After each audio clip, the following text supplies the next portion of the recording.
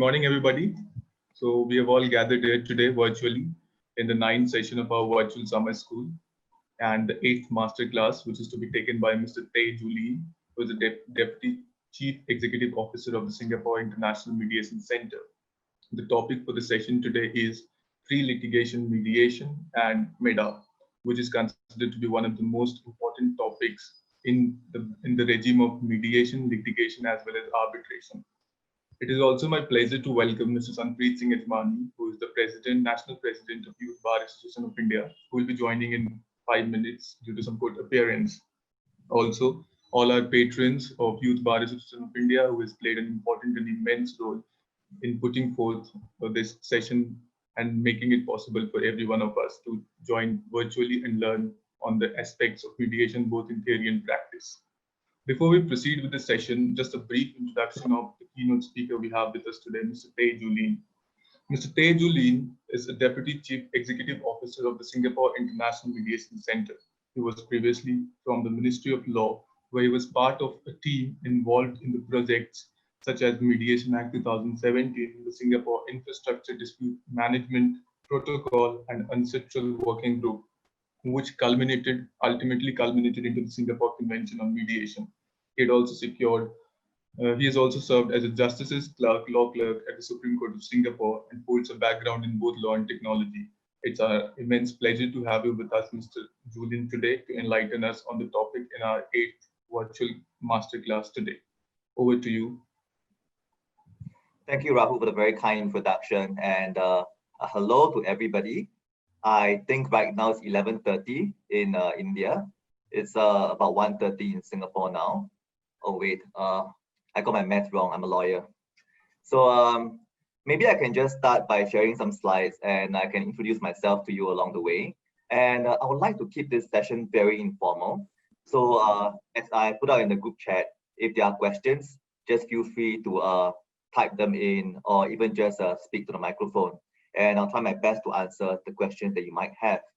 And I also think that every time I speak, I learn a lot from everybody who listens and asks questions. So to me, it's a learning journey as well.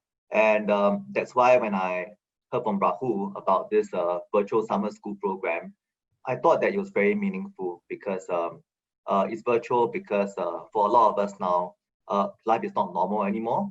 We can't meet. And summer school is something that I always thought was very valuable for us to learn things that you can't during the hurly-burly of the school year and so on. So let me just try and share the slides that I have.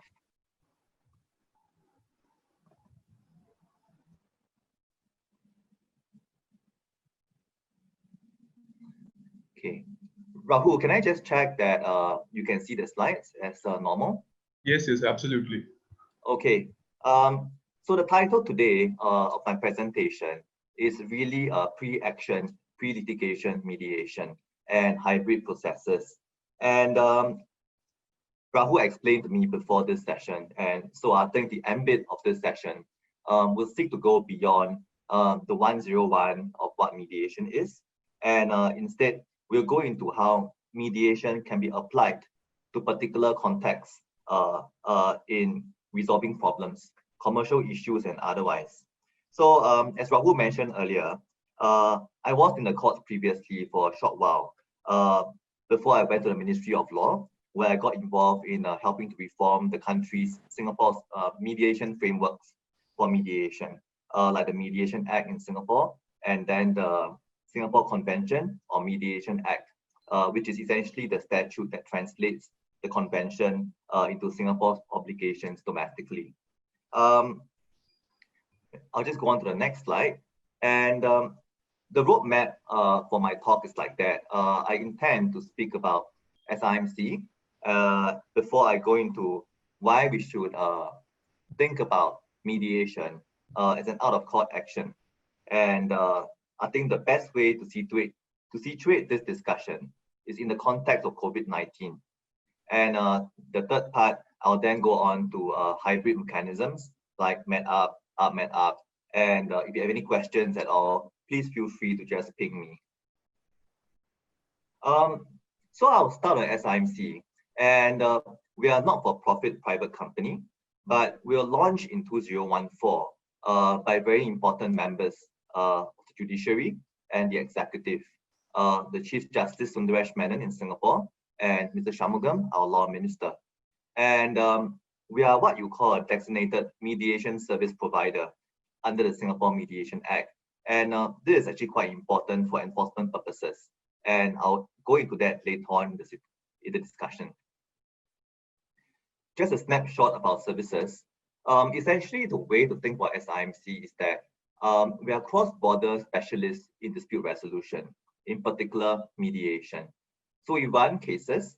It may well be that, for example, one case we have now involves a party that's based in Europe and one party that's based in India. And they come to us and with a dispute, and we work with them to select a mediator, talk about how to address the issues with the mediator, and try to do our best to assist them in coming to a meaningful and final settlement of the dispute.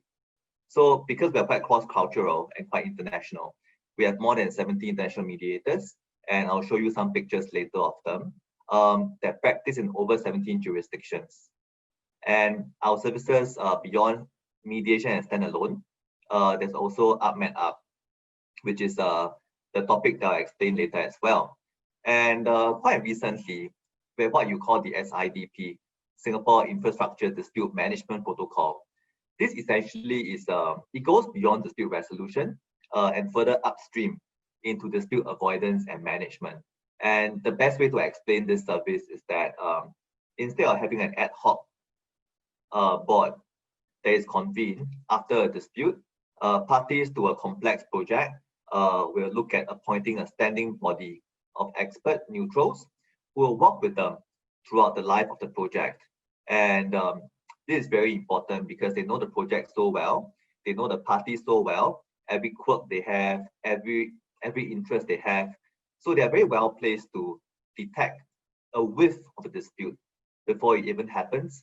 And we all know that for such projects, it's very important to nip issues in the bud early, so they do not conflagrate and become full-blown disputes, because that will surely dampen the time it will take to complete the project and the budget for the project.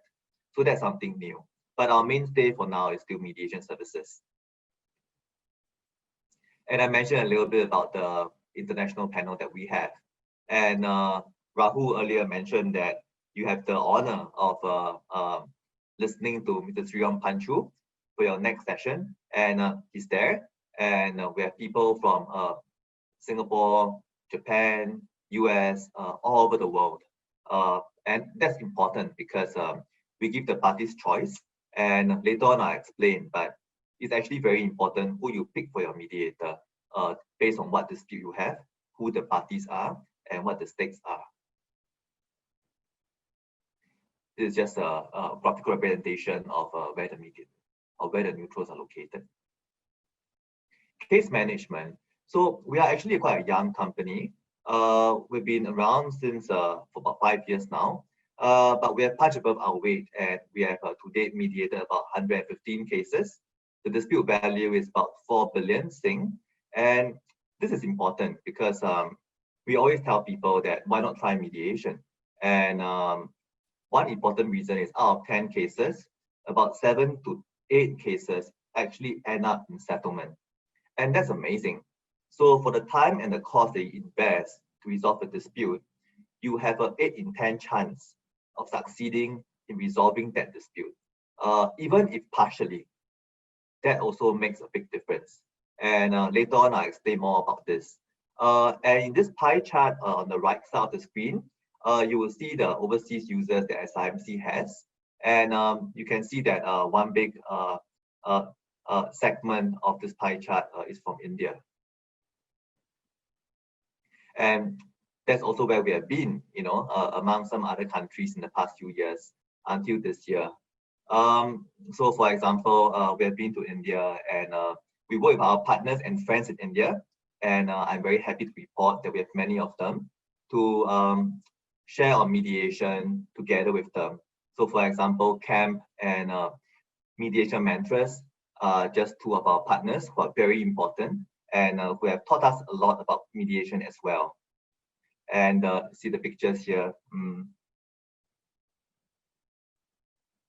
We were actually meant to go to India again earlier this year, but then COVID happened, and so we're just hoping that things will get better for everybody soon. And here are some more pictures and a very interesting article from a speech that the Chief Justice gave on how the time is right for legislation to contain compulsory pre-litigation mediation. And I think with that, maybe I can go into this pre-action mediation, and as I said earlier, to try to explain it in the context of COVID-19. So this slide talks about the SIMC COVID-19 protocol. And to just briefly explain what it is, it really is a service that SIMC has put out internationally for disputants to resolve any disputes that occur during this period in a way that's fast and also efficient and also effective. And we aim for them to do so without going to court. So let me explain to you why we found that to be very important. And in fact, the idea from this came from users, legal users and client users as well. But let me just take a step back and explain a little bit about what this protocol is. What it is that it offers business an expedited, economical, and effective process to resolve their cross-border disputes outside of court during this period. So by expedited, we are talking about allowing you to just file a mediation request online, and we undertake to work with the parties and the mediator to organize this mediation in 10 days. And during this period, because flying is so difficult and there are genuine health concerns and safety reasons. So we have also devised a way to provide for mediation online, and that actually also cuts down on the travel time. And economical, because we recognize that during this period, it's quite important to be quite budget-wise. So we have worked with our mediators, and within ourselves, we have also completed a rack of like special rates that we put out to our clients. And these are kept, and I'll explain to you later. And effective. So I mentioned the panel earlier, and I can't overstate just how important it is to match the dispute correctly with the mediator. And we provide full online support, and when we mediate SIMC, it's also enforceable. So the overall aim is to provide for a quick resolution while protecting the business profits and relationships. And why does it matter? So I think one question would be, if I've got a dispute, I can always go to court. But I think that during COVID period, that is just not so ideal, and I'll explain why. So we all know that the pandemic is unprecedented. Some articles say that this is the worst impact that a virus has created in about 100 years. And supply chains disrupted, manpower, materials can't move, whether or not it's due to the virus itself or due to regulations that arise from the pandemic itself. But this has really led to contracts being under strain. You can't perform, and or you do it partially, and there's a downstream ripple effect on your other partners. And in the usual course, people can just sue. But we have found that through mediation, this will actually allow businesses to resume their operations quickly and get on an even keel than be consumed by lengthy legal actions. And that also means that when the virus recedes, and I hope that they'll be very quickly, every business will be in the stronger position to recover and start again stronger. So just to explain the benefits, and just to be clear, these benefits are also the benefits that one can take from mediation when it's a pre-action mediation, but also when it's a mediation that takes place during a court process or after the court process or alongside arbitration. And that's the beauty of mediation, because it can be used as standalone or it can be used in combination with other processes. But I think more so during the COVID-19 period, the pros of mediation are even more pronounced because one, you can resolve disputes quickly, inexpensively, and effectively. And I explained that when I was trying to take you through briefly the SIMC COVID-19 protocol. And you can shift from a win-lose to a win-win approach. What do I mean by this? Well, quite typically in the archetypal case that you go to court for, you find that you make prayers for damages, and the court decides based on the statement of claim, the defense, the submissions, the arguments, the examination, and there'll be a judgment. And quite typically, you find that one party is the winner and one party is termed the loser. But in mediation, you can avoid that dichotomy of win and lose. And you can fashion flexible and creative solutions that go beyond the payment of money. I think later on I can really illustrate this with a case example. So just bear with me for a few more seconds until I get there. And for mediation, because parties agree to mediate, they discuss and they come to an agreement. So when that succeeds, and that will be 8 out of 10 times, as I said earlier, you preserve the relationship. And during the COVID period, this is even more important because we know that contracts are not being honored, not because people don't want to, but because there are difficulties that arise from the environment now due to COVID and other measures. So as a result, it stands to reason that after COVID-19, when the virus recedes, you might actually want to get back to working together with this counterparty that you've been involved in business with for even decades, for example. So in which case then, mediation is a very, very, very good tool to use to resolve a dispute during this period, instead of going to court, for example, or arbitration. And I mentioned this earlier, mediation can be used standalone or in combination with litigation or arbitration. And why is that useful?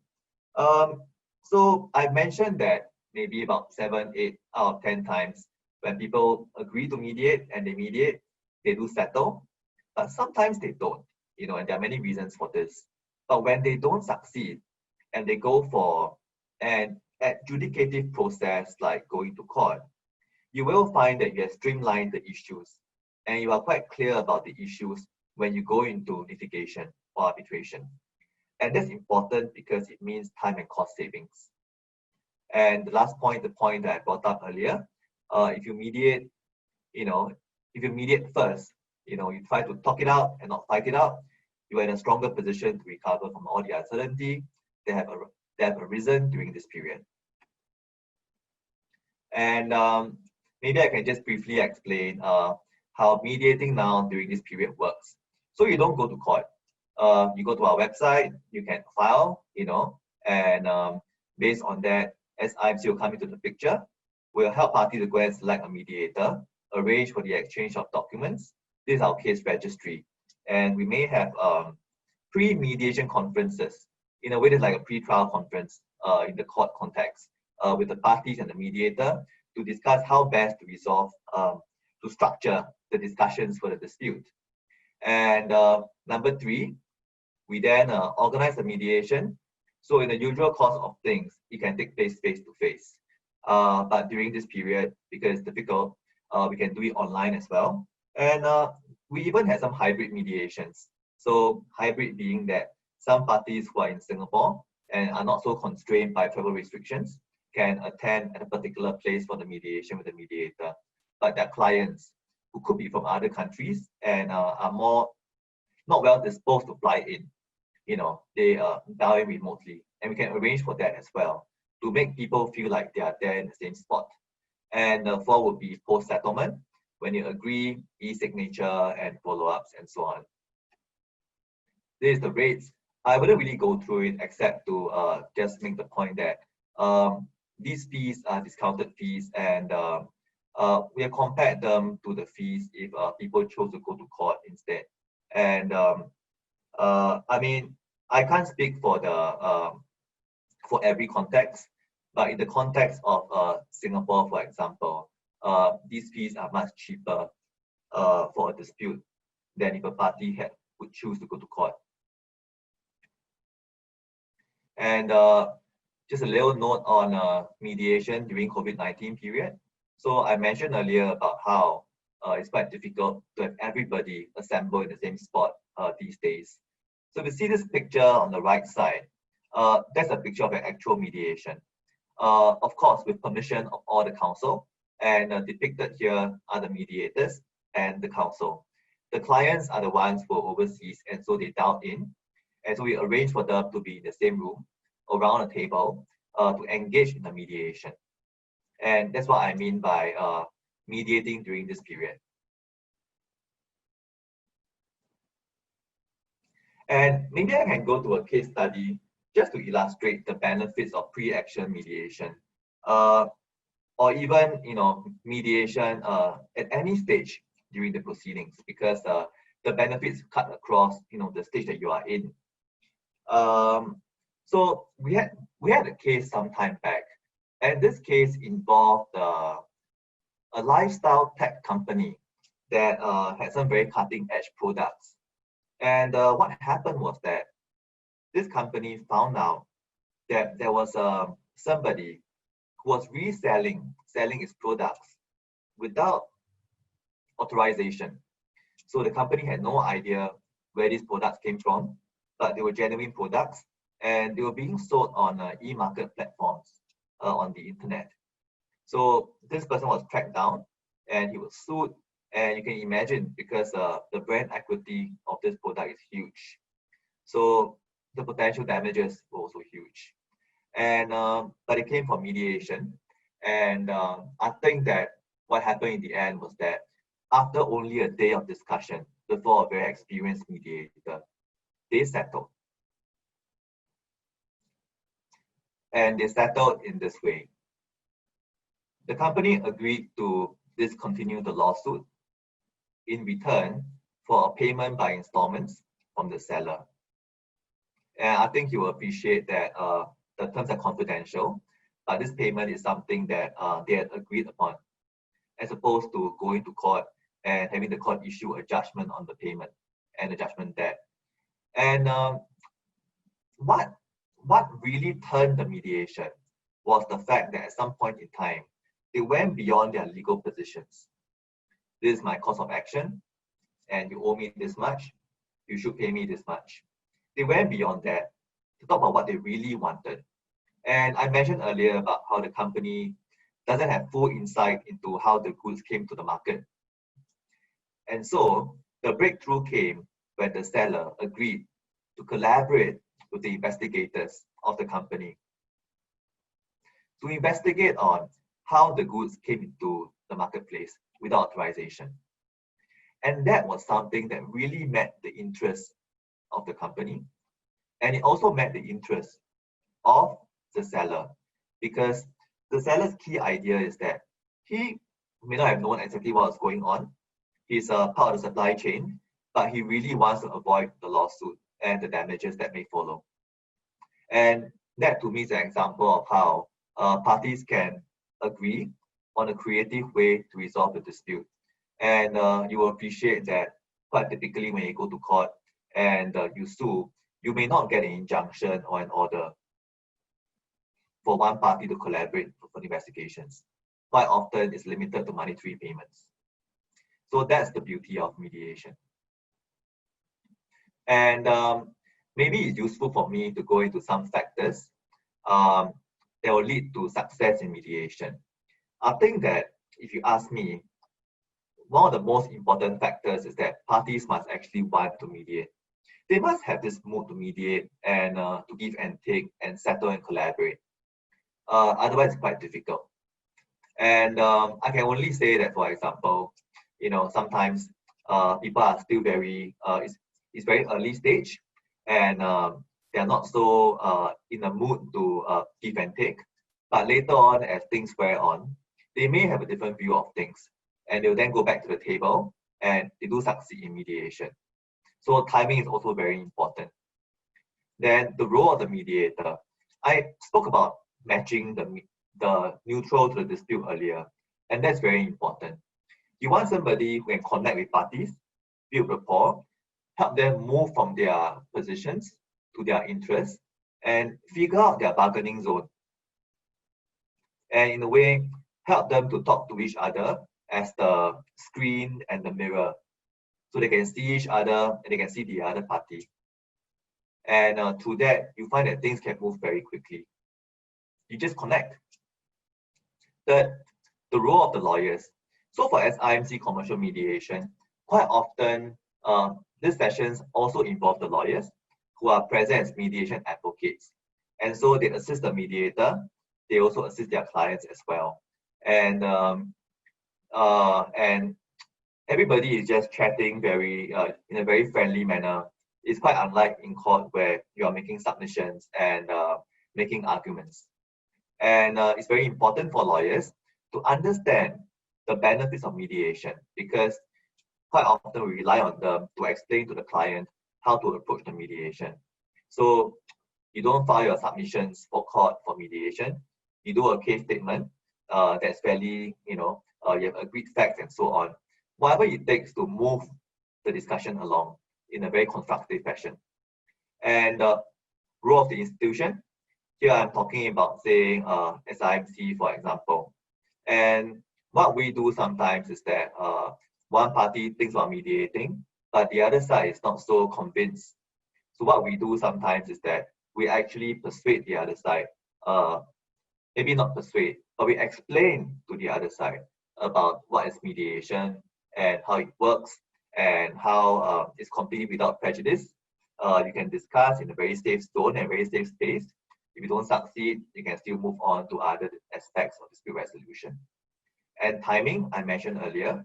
I actually have a friend who was involved in quite a big dispute over shareholding. And at a very early stage, they couldn't settle. They just couldn't even look at each other in the eye. But the lawsuit went on. And I think after 1 or 2 years, when they realized that the lawsuit was in no, it was not going to conclude so quickly, and the cost was adding up. And at the same time, both parties had moved on to new benches.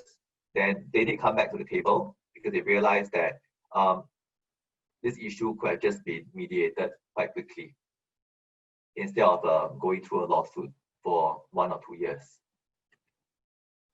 And maybe at this point, I'll just stop to see if there are some questions before I go back into the deck. Oh, I see a comment saying the sound quality is not good. Is it okay? Can anybody hear me? Rahul?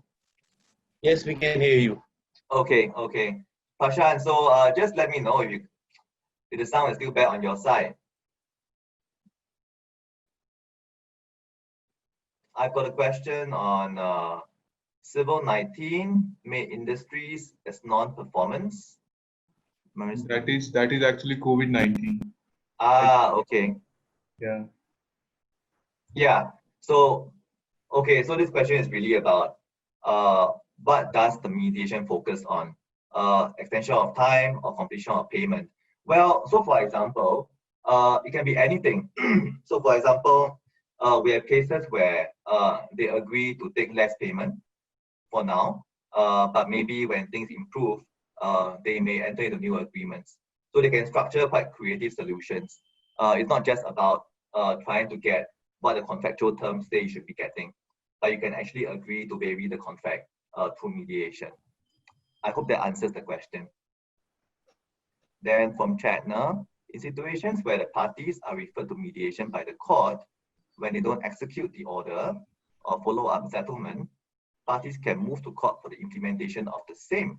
What happens when the parties have resolved to pre-mediation? Okay, so this is a question about enforcement, and I'll go into that for the second part of the presentation. Okay, great. Thanks for the questions, everybody. So if there are no more questions, let me, okay, I think Shari has a question. Should I ask them only to put the questions?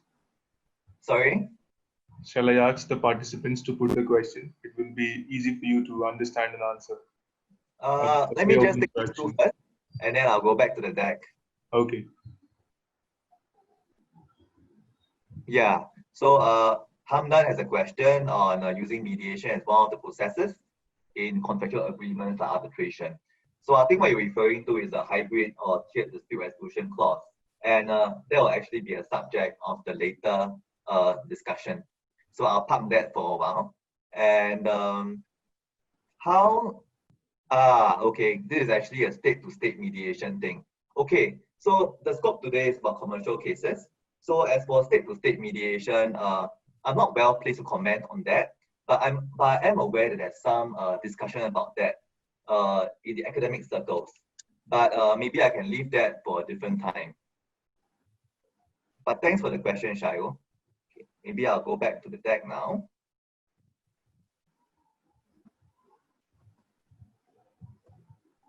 Can I check that the slides are showing? Yeah, absolutely. Okay. So earlier on, I was talking about mediation, but here I'm talking about hybrid dispute resolution. And a hybrid is what it says. It's an animal. I mean, it's two animals combined into one.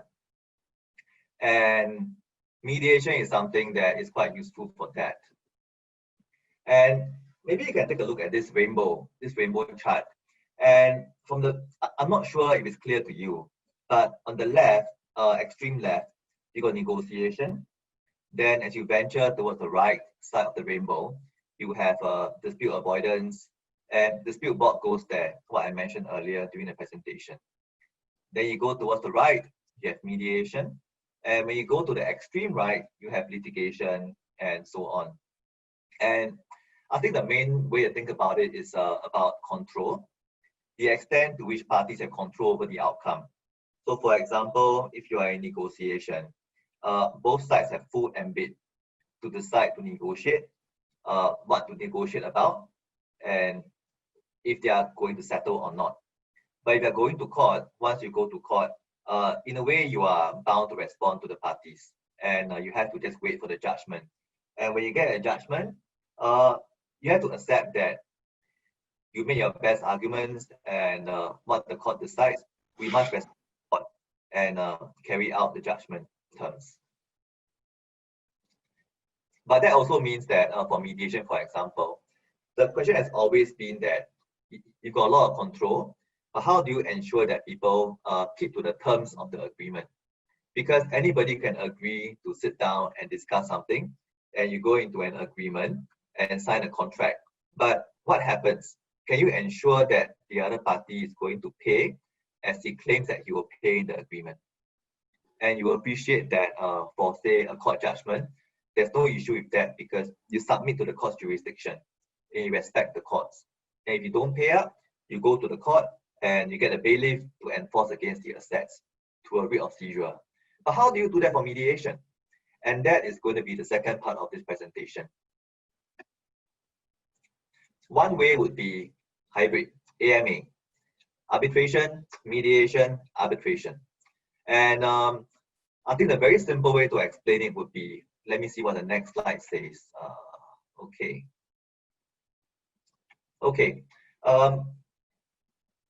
You arbitrate first, but before you go into the proper arguments, the tribunal will stay the arbitration. And parties then adjourn to mediation, they discuss the dispute, and if they settle, they go an agreement. They can then go back to the tribunal, who can then record the agreement as a consent arbitral award. And that's important because with the award, that allows you to go under the New York Convention, which has been signed by more than 160 countries in the world. And through that, you can quite easily enforce the award terms to get to ensure that you get what you were promised when you resolve the dispute. So it's very powerful, and so AMA is something that is one of our key services. And I think that I'll refer you to this pre-marriage survey, and let me take a while to just take in this chart. The key thing that I will explain about this chart is the in-house counsel. That's the darkened, it's a darker bar, and that's the one that to us illustrates the mindset of business users. And we have found that across the years, more and more of them, more so than the council, for example, they like to use arbitration together with ADR, like mediation. So they want to mix the two together. And that's a trend that we are seeing now. And yeah. And I refer you to a very recent survey from this SIDRA. SIDRA is the Singapore International Dispute Resolution Academy. And what they did was that they did a global survey of client users, client-side users, and lawyer users, about 300 of them from 46 countries and last year. And what they have found is that the most common way to resolve commercial disputes now across borders is arbitration. So look at it, 74%. So it's by far the most popular way to resolve a dispute.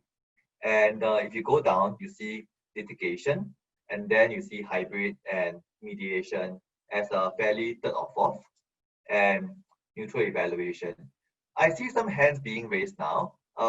Maybe I can just take questions if you like, or I can wait until the end of the presentation. I think you can end up and then take the question at last. Okay, maybe I'll do that, Rahul and friends, because when I'm presenting, I can't really see the chat window. Yeah. Yeah. So this slide really tells us that arbitration is the mainstay of dispute resolution commercially around the world. Okay, but I'll then invite you to take a look at this slide. And it's quite, well, it looks complex to me, but the main point of this slide is that it asks the users what factors are important for you when you try to resolve a dispute. And the key factors are what you see on the x-axis: enforceability, neutrality, very important, finality, speed, and cost.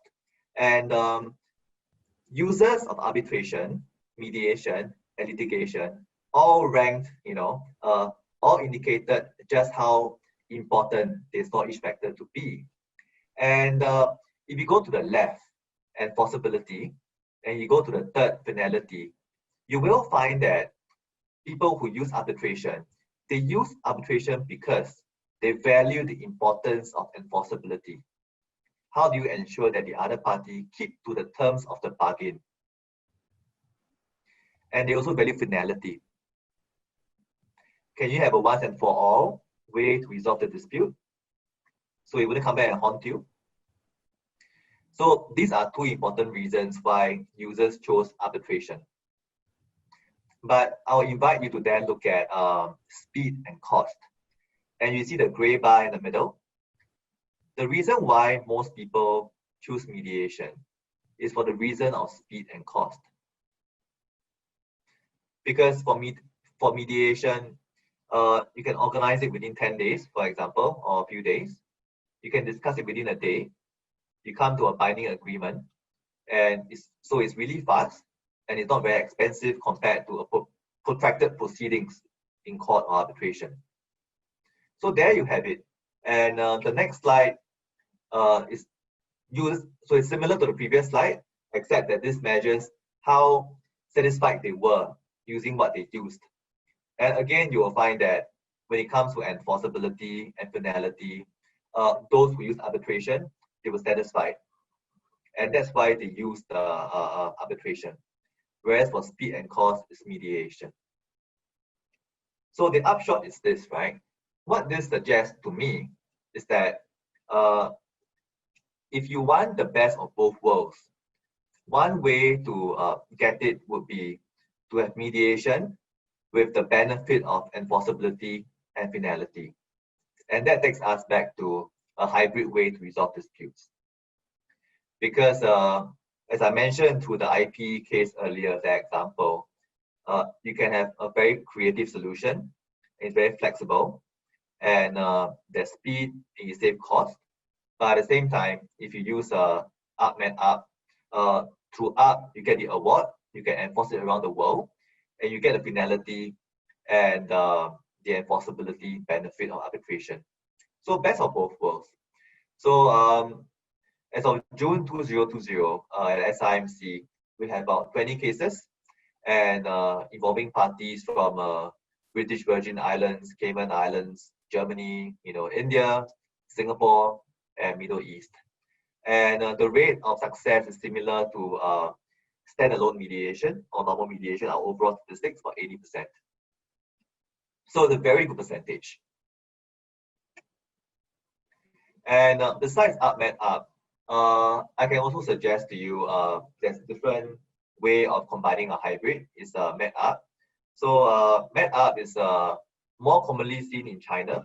And I think just last month, SIMC signed an agreement with the Shenzhen Court of International Arbitration for a Med-Arb service.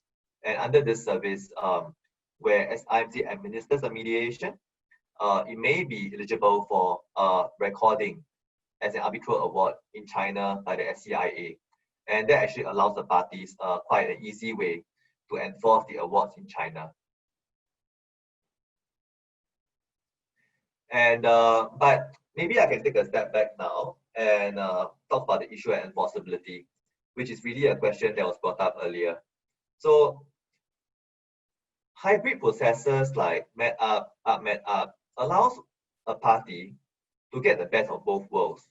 So I can mediate first, and if I succeed, I can try to convert it into an award for enforcement. But what if there's a way to just simply use the agreement and enforce it directly? And that, in essence, is what the Singapore Convention is all about. And I think you can hear all about that tomorrow from the real experts. But this essentially is a multilateral instrument. 52 countries have signed the convention so far. And as Rahul mentioned earlier, Belarus became the 5th signatory to ratify the convention. And it will enter into force on 12 September. And China, India, all the major powers who are, the movers and shakers of the global economy have signed on to the convention. So the way it works is that from, for example, 12 September, if an India party and a Singapore party mediate a dispute and they settle, the India party can use that agreement to enforce against the assets of the Singapore party in Singapore fairly efficiently using the convention, as opposed to having to instruct lawyers in Singapore and then getting them to go and file a case in court, proving a contract existed and that it was breached and so on. So much faster, much better. And when this takes off in the future, there may be a less compelling need to resort to Med-Arb, for example. Yeah, and this is the act that I was involved in before I left the Ministry of Law for SIMC earlier this year. And this essentially translates the obligations under the convention into the domestic legislation. And under this act, it's just like the convention. You can enforce the agreement. And the mechanism provided here is that you tender the agreement and the court issues an order that allows you to enforce just like a judgment of the High Court. Or you can invoke it. If somebody is suing you in spite of the fact that you have settled, you can just use the agreement as a quick defense to prove that the issue has been resolved. So in a way, it's a stop from trying to go after you. And this is faster because you don't actually have to prove things like formation, breach, and all that, And if you look at the last bullet point, I've mentioned that parties can use the Act or the Mediation Act if the conditions are met. And what do I mean by this? The Mediation Act is just a local act in Singapore, but it actually looks at allowing parties to enforce their settlements where they have settled outside of court. So for example, okay, maybe I can just start from the top. So this act applies to mediations conducted where they are wholly or partially conducted in Singapore, or the agreement provides that the act or the law of Singapore applies to the mediation. So if that is met, then when you agree to settle and you settle, and there's been no proceedings that have been commenced in court, both parties can agree to record the agreement as a court order. And this is important because it then allows you to enforce the agreement to ensure that the other party is good for what he had promised to do under the settlement agreement. So to summarize, enforceability, we have ARB Med-Arb, very important way to do it now, and combines the best of both worlds. Going in the future, going forward, we've got the Singapore Convention, but that will take time. And in Singapore, we've got the Mediation Act. But of course, we have users of this act from overseas too, because so long as they agree that the act applies to them. And I'm almost done with the talk, and we can look at the questions, but I can leave you with some clauses. And how do you activate, for example, ARB Med-Arb? So this is all on our website. You agree to do it in this way when a dispute happens. So it can take a while to read it, but you've got a dispute. So you refer to arbitration first, and the seat can be Singapore, and you can choose like 1, 3 arbitrators, the language. And what happens is that when a dispute happens, the clause gets triggered, there's arbitration. The tribunal will then stay the arbitration, and you'll go to SIMC for mediation. And I think the period is 90 days, during which that they can try to agree. And if they agree, they'll go back to record the award, to record the agreement as a consent award. And sometimes they don't succeed in settling all the issues. And that's very common for a very complex case, right? And for that matter, not all terms that you agree are enforceable terms under an award, right? Maybe you agree to do something that is not really something that you put into an award, but that's okay. The whole point is that we have streamlined the issues at play before going back to the mediation. So things really end much faster and people are actually happier. This is a mediation clause that stand alone. So you can use it before a dispute arises in the contract, or sometimes parties have no such clause in the contract. But after they have a dispute, they think that let's try mediation. So they have an agreement to mediate and they come to us. So this is what I mean when I say people can mediate at any stage during the proceedings, before, during, after litigation, and so on. Multi-tiered. This can involve us in a very long discussion as well, but it's actually fairly common now for counsel to recommend to their clients to not just resolve a dispute through arbitration alone or by going to court alone. So this is a multi-tiered clause, for example, that's used by a major law firm in Singapore. And what they do is that they provide that first, you give notice, so the time starts ticking, and you negotiate first. If you can't negotiate, then you agree to mediate. And I think there's some important lessons here. You set a time period for it, so you're not stuck in that phase forever. You try to mediate and it doesn't work, then you can commence your Part C, either court or arbitration proceedings, Yeah, and with that, I've come to the end of my presentation, and thanks for your patience. If I was not clear in any way, please just feel free to ask me questions, and I'll be so happy to answer. Let me just stop the sharing the slides now and look at some of the questions. Thank you. Thank you so much for the session, Mr. Julian. Now I would request the participants to put forth their questions, starting from Mr. Marisport. Okay, let me just scroll up, okay? Maybe I can look at the timing. Hello. Hello. Hi. Good morning. Hi. Am I audible to you? Yes, yes. Nice to hear you, sir. Hello. I have 2 questions. May I proceed with the questions first, or one by one shall I go? Which one do you prefer? Yeah, Marisport, just feel free to ask me the questions. I'll try my best to answer the question. Yes.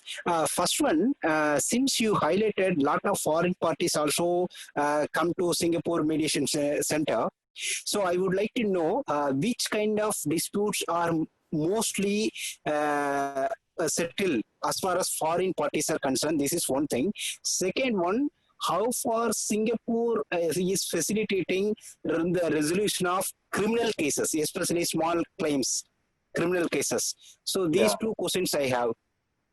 Yeah. So let me just make sure I heard you rightly, right? So you are asking whether foreign parties who mediate with SIMC, they tend to resolve their disputes. Is that right? Yes. The answer is sorry. No, sir. Actually, if which are the types of disputes? What are the types of disputes foreign parties are willing to resolve? Okay. Yeah. So actually, I think that there's one slide that we sometimes use, and that really shows the kind of sectors that we resolve disputes for, and it's very commercial in nature. And for example, I mentioned the IP case, and right now we have ongoing things like breach of contract claims, shipping, gas, oil and gas, and all that. So I think they mirror they mirror the kind of claims that you see in the commercial courts. Okay. Yeah. So actually, the short answer is it's across sectors. Yes, sir. And the second question, whether criminal cases, small claims like petty claims are resolved through mediation as far as Singapore law is concerned? Okay. I have to tell you that at SIMC, we don't do criminal mediation. And one reason for that is that sometimes you just can't mediate for criminal cases. And the reason is this, right? So, for example, in Singapore, if there's a crime, there's an offense that is closed, the police will take carriage of the investigations. And when that happens, it may go to the Attorney General's chambers, who has the discretion to decide to prosecute or not. So even if you somehow, can find the accuser, the complainant and the victim, and you come to an agreement, that agreement is like surely would not be something that you can't just ask the AG to go and drop charges because they will investigate and they are acting in the public interest. So to that extent, I think that the scope for mediating criminal cases in Singapore is not so large. Sir, could you explain which kind of cases, petty cases, find which kind of cases generally preferable in case of mediated settlement? Okay, so commercial would be a good one, as we've been talking about. Matrimonial cases, for example, because that's why, because in our experience, in criminal cases, which are the crimes are able to resolve through mediation? I think it's very difficult because from what I know, quite often it's beyond your control because it's out of your hands whether or not the AG, the PP, chooses to prosecute or not. So how do you agree to something when you have no control over the agreement? You know what I mean? Yes, sir. Thank you, sir. Thank you. Thank you, Mr. Julian. Chetna, you can come forward with your question. Am I audible? Yeah. Hi, Good Chetna. afternoon, sir. I am Chetna Bhargav. I'm a fourth-year law student. Since you answered my question regarding enforceability in your slides and your talk, sir, the other question I have is that there's a clause in the bill that says that you can enforce the settlement through high courts in Singapore as well. But if the parties are not from Singapore, will the high court still have jurisdiction over the dispute? Quite often when you want to, for example, maybe I'll locate what you are asking in a very particular scenario. So for example, if you have agreed to settle with a party in Singapore and you get an agreement that settles the dispute, if you want to enforce in Singapore, you'll be able to. So quite typically, you just simply bring it to Singapore, you instruct a local lawyer, and you just file the documents. And you look at that because you can use the Act. This is a Convention Act and it applies to cross-border agreements. So the issue of like Singapore law or not doesn't really apply. If you know what I mean. Thank you, sir. Thank you. Humdan, you can come forward with the question. Let me just say hi to Sanpreet. Hi, Sanpreet. Hi, sir. Hi. Sorry, I got carried away speaking just now, so I didn't realize that you came on halfway. How are you? How's things there?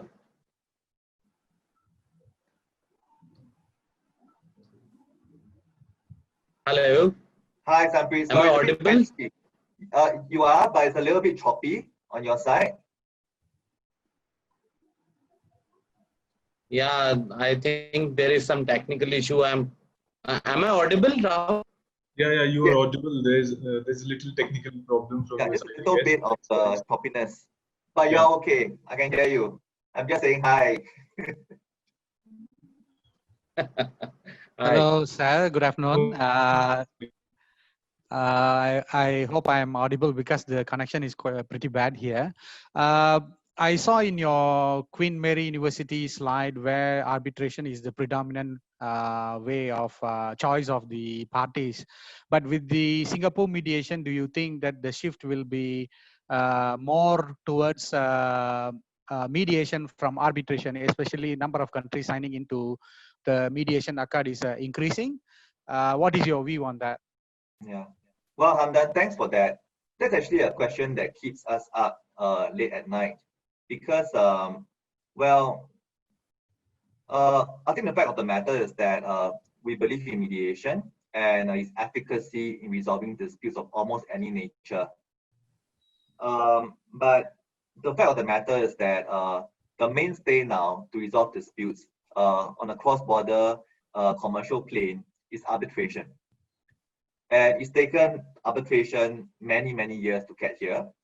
And yes, people may say that it's become very expensive, very long drawn, but it's meant to be a faster way to resolve disputes compared to going to court. But you cannot deny that there are benefits to arbitration, finality, enforceability. The New York Convention is signed by more than 160 countries around the world. And for mediation, it's been around for ages. It's in all our cultures, from centuries on and all that. But we're talking about modern day mediation, and it's still a baby compared to arbitration. So yes, it's a convention, but it'll take time. It'll take time. And so the convention is one thing, and I did mention you're coming to force in September. But you need more and more countries to sign on and ratify the convention for it to be truly effective. Because, for example, if I'm an investor and I'm going to enter into an agreement to invest with a party from country X, for example, the fact that this country has ratified the convention is useful for me because I have the confidence that if we have a dispute and resolve it through mediation, I can bring that agreement to his country X to resolve it, to enforce it very quickly. But it'll take time. So I'm very happy that we have 5 parties now that have ratified the convention, but that's 5 out of 52, and we just need more to sign and more to ratify. And then maybe I'll give you a more positive answer when that happens. But I'm positive, but I think it will take time. And Mr. Sanpreet, just feel free to jump in anytime, okay? Definitely. Yeah, because I think that we all benefit from hearing from you as well. Thank you, sir. If you may allow me to add one more point. Sure. I recall seeing some statistics of 21 cases involving, is that involving cross-border after the mediation convention has been signed in Singapore? Oh, no. Those cases are from the time that SIMC was created in 2014 to June this year. Those are the Med-Arb cases. So for example, when they enter into an agreement to use the protocol, Med-Arb, then a dispute happens, then those are what I'm talking about. Okay, sir. Has there been any case that has been enforced after the mediation convention has been signed by parties? Oh, no, not yet, because the convention will only come into force in September, because the way it works is that it was open for signing last August, and countries must ratify the convention first, and you need 3 countries to have ratified for it to come into force. So this event happened in March, when we had 3 countries ratifying. I think it was Qatar, Fiji, and Singapore that ratified about the same time. And so under the convention, you need 6 months to have elapsed before you come into force. So the first case to enforce under the convention would be after September this year. Thank you, sir. You're Appreciate it. welcome. By the way, everybody, if you find that I've not adequately addressed your questions, you can also feel free to reach out to me by email or LinkedIn. I mean, you can email Rahul, for example, to get to me, but my contact online as well. So yeah, because I know sometimes we have bad connection, and me too sometimes. So just to be clear, it's like, don't worry about it. Just reach out to me anytime. Shall please put your question?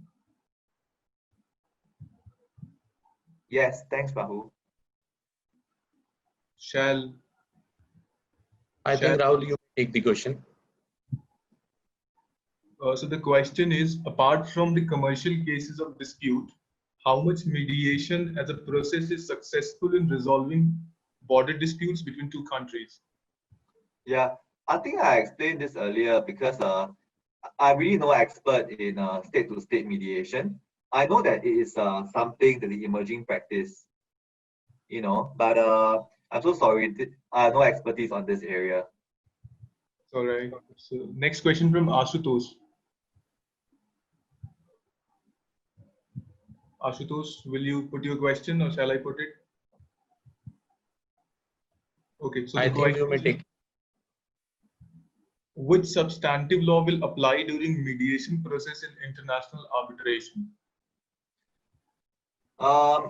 If you're talking about international arbitration, there are various laws, right?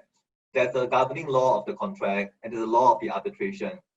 So that's quite separate from mediation, right? So mediation, you're talking about agreeing to the SIMC rules. And for those rules, if you use SIMC rules, Singapore law will apply to govern that mediation. But of course, it's up to you to agree on what law applies. Because just to be very clear, unlike arbitration, there's no concept of a seat for mediation. There's no legal seat, so to speak, right? Because essentially, parties can be anywhere in the world, but they agree. They get a mediator, they come to an agreement. It has to be valid like a contract, you know? There's formation, there's consideration, and so on. But when you enforce it, the question of which law to apply doesn't really apply. Although when you settle, you can say that this agreement is governed by the law of India, for example. Then the dispute about the terms, you can then apply Indian contract law to it. But there's no legal seat concept for mediation, you know, because I know that when you talk about arbitration and you want to enforce an award, things that are procedural in nature, you know, you're talking about what is the lex arbitrae, the law of the sea. So we don't have that for mediation. Yeah, Sanpreet, do you want to add to that? No, nothing. Yeah, thank you. I hope that answers the question, Ashutosh. The last question is from Aryan. I think you can put forth your question. Aryan, can you hear me? Yes, hi, greetings everyone. So my question here was that when a client usually comes to you for an advice in the first counseling session or first consultation session, how valid is it to recommend mediation to somebody? Because in that point of time, the parties which has come to you is already aggrieved, and in the mindset of suing the other person, or in the mindset of in the retributive mindset. So how do you recommend that we introduce mediation as an option to the party? Should it be there, or after some time the case is gone? Aryan, thanks for this very thoughtful question. It's very difficult because I think you recall there's one slide that I had on the success factors for mediation. And I think I mentioned that one factor is timing. So sometimes it's just too early to want to mediate because both sides are very entrenched. They're very angry with each other. They don't want to talk to each other. And that's the whole reason why you have hired a lawyer in the first place, to try to, in a way, tell the other side to, hey, wake up and, pay me my bills and so on. So I think that I can give you two answers to it. And I think the key answer is that we have found that a very key advocate for this is the advocate himself. To me, and I think some people also agree, the hallmark of a modern lawyer is a lawyer that understands that you are there to solve the client's problems. You're not there to recommend litigation or arbitration or mediation. You are there to think about the problem, and you are the doctor. What is the best way to cure the problem? And when you adopt that frame, and the client knows that, you can then tell him that for this case, there's no need to set a public precedent. It's not a point of legal principle. There's no loss of law, you know. So why don't you consider going for mediation for this case? And the benefits are the cost savings, the time savings, the effectiveness, and all that. So the counsel is very important because you are the trusted counsel of the client, and they're in a very unique position, almost fiduciary position, to explain to the client what is best place for them to resolve the dispute. And in cases where clients come to us, we have found that their counsel plays very powerful roles in making sure they've got the correct mindset to mediate. Because if you don't have the mindset, there's no point going for mediation. You are going to go to the table, you're going to just repeat the fact that I press 1 to 10, you know, I want injunctive relief and this and that, you never get moving. So the counsel is very important. And on our side, sometimes we do talk to the other side to explain mediation in a very neutral fashion. So we stay neutral, we are very impartial, and they understand that we are there to solve the problem and not attack a person. So I hope that helps to answer your question. With your liberty, may I add something to it? I hope we see. Please. With the liberty of Mr. Lin, may I add something to it? Yes, I am, but I think Sanpreet is speaking. I just want to share my experience with regard to it. What is the role of the lawyer in persuading the client to adopt the process of mediation instead of going to a lengthy process of litigation? I had an occasion where one lady came to me. She was having a matrimonial dispute and she was full of anger. She wants to sue her husband for this, that, and whatever possible measures she could take against him. I simply suggested her, let's just give him a notice calling upon only for maintenance that we have without labeling any allegations. So we gave them a notice seeking maintenance, then we filed a case for maintenance, but we did not label any allegation. And she was like, she took the draft which I prepared to some other lawyer. The lawyer suggested that he has not labeled any allegations against your husband, and how are you going to proceed? But by the phase of time, gradually they realized, she came back to me and thanked me that since we have not labeled any allegation, what I was suggesting, and ultimately it led to a settlement, and now we are living happily. So the lawyers play a very crucial role when the parties, firstly, we have to explore whether there are possibilities of amicable settlement between the parties or not. If there are certain possibilities, then we must try to resolve it rather to enhance it. So I think that would suffice your query. Thank you so much, sir. That was a really good answer, and thank you so much, sir, for the answer. One last question that I'm asking on behalf of Akarshika. She's asking to Mr. Lin that how is pre-litigation mediation effective? Yes, okay. Thanks, Akashika. So I think I explained this earlier during the presentation, and many of our cases are actually pre-litigation in the sense that parties have chosen not to invoke court proceedings yet, but they want to talk it out and not fight it out. And we see, especially during this COVID period, because you know, going to court, you are not sure who else is filing cases in court, you know, and courts are really tight for time now because there are limited resources. So in this regard, we do have people who come to us for pre-action mediation, and Success rate is also high, but again, I'll take you back to some of the factors for success. The quality and the counsel of your advocate, the willingness on both sides to want to mediate the dispute amicably, to talk it out and not fight it out. The role of maybe the center sometimes in trying to explain mediation to the other side and to all sides rather, and the timing. So I can tell you one case where that I know about where parties just couldn't agree on anything, and they went to court. They fought their pleadings and discovery and all that. But as I mentioned earlier, by the time it was close to trial, they were so exhausted because they are in business. They got other battles to fight, other ventures to enter into.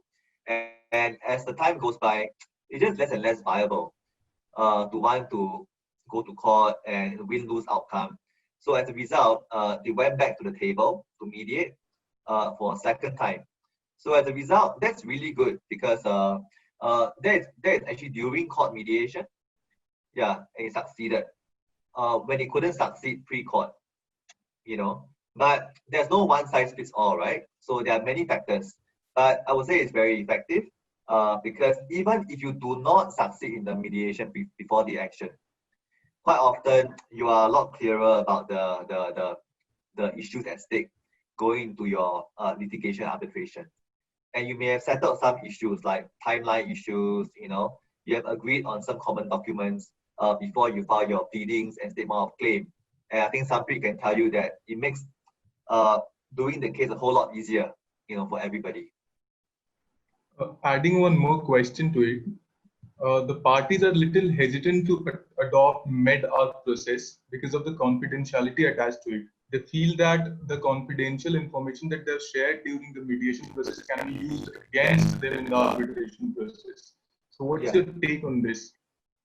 Yeah, Rahul. So the take on this is that, just to clarify, for the SIAC, SIMC, Med-Arb protocol, we don't use the same neutral in arbitration and mediation. So the different person.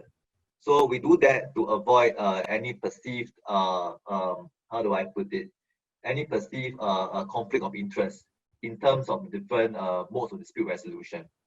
So the tribunal of arbitrators, but the mediator is a completely different person from the tribunal. So because of that modality, that way of doing it, we don't encounter this issue where, you are trying to be two people at once, Yeah. This is the last question. Can the mediator who mediated the problem in a Med-Arb process become an arbitrator in the same process, in the same dispute? So I think it's the same answer. I think Sanpreet can also add. I think it depends on the jurisdiction. Okay. For example, in I think in China, it's actually not uncommon, and parties they agree with it. But I think that the issue with that is that when it comes to enforcement overseas, you may encounter some courts that are more allergic to this mode of enforcement and dispute resolution. Thank you so much. As India is concerned, Rahul, I may add to it. Yes, please. So far as India is concerned, the process of mediation is entirely different to the process of arbitration.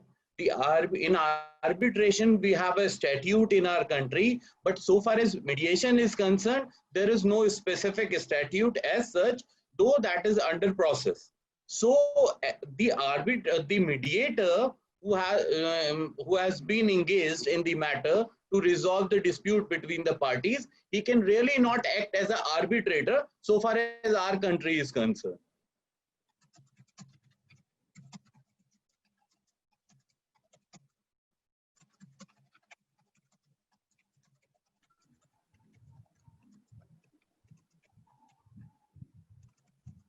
Okay. Yes, Rahul, you may now proceed further. Thank you so much, sir, for sharing the experience and the Indian perspective on it. Now, I would like to thank Mr. Julian for such a wonderful session and answering all our queries effectively. I hope it's satisfactory to all the participants who have been a part of this session. Now, I would request Sanpreet, sir, the National President, to propose a vote of thanks to mark end to this 9th session and 8th masterclass of our virtual summer school. So over to you. And thank you so much, Rahul. But before proposing vote of thanks, I may take a liberty to invite, rather request, Mr. Teju Lim, who has been very vigilant throughout, to also participate in our last two sessions. Tomorrow's session would be taken by Mr. Sriram Panchu, who is being considered as father of mediation in India. So he'll be talking on the topic of Singapore Conventions. So that would be very close to Mr. Lin, and it would be very gracious for all of us if he accepts my invitation and be part of the tomorrow's session also. So it's my kind request. Now moving ahead, the topic for the today, pre-litigation mediation. That is very close to us, particularly Youth Bar Association of India. We have recently filed a writ petition before the Honorable Supreme Court of India, seeking establishment of pre-litigation mediation centers all around the courts in India. Though the Supreme Court in the year 2013 has suggested for establishment of pre-litigation mediation centers in all the courts, but I must say that only 3 courts are taking pre-mediation litigations. So that matter is going to come before the Honorable Supreme Court very soon. And moving ahead, a very informative session, very educative one. And I have great respect for Teju Lin, who has been kind enough to accept our invitation. And I request him to be in touch and keep on educating us on this issue. And with these words, I put rest to my words. Thank you so much. Thank you, Rahul, for organizing such a wonderful session. And I would request once again, Mr. Teju Lin, to accept my invitation and be part of tomorrow's session as well. Well, Mr. Sanpreet, thanks for Thank you, Rahul. Thanks for the vote of thanks. And all I can say is that it's a two-way street, and every time I speak, I learn. And I think that that's what makes coming back so amazing every time. And it keeps me thinking, and I'm very happy to just continue our conversation, whether in this forum or others. And as I said, I wish that we could all meet in person. But short of that, I'm very thankful for the chance to be here on Zoom and being a Zoomster with everybody, you know. And let me check on whether I can attend tomorrow. But in any event, if I do attend, you can be sure that I'll be a listener, because there's so much to learn from Mr. Panchu, you know. I don't want to take away any of his airtime, because he's a legend. And I think that everybody, you'll be in for a treat tomorrow. Thank you so much. Thank you so much, Mr. Lin. Thank you so much, sir. Thank you so much to all the participants for joining us today. Thank you, Rahul, for moderating. Thanks so much. And thanks, everybody. Let's stay in touch and stay safe, stay well. You too. Thanks, Sanpreet.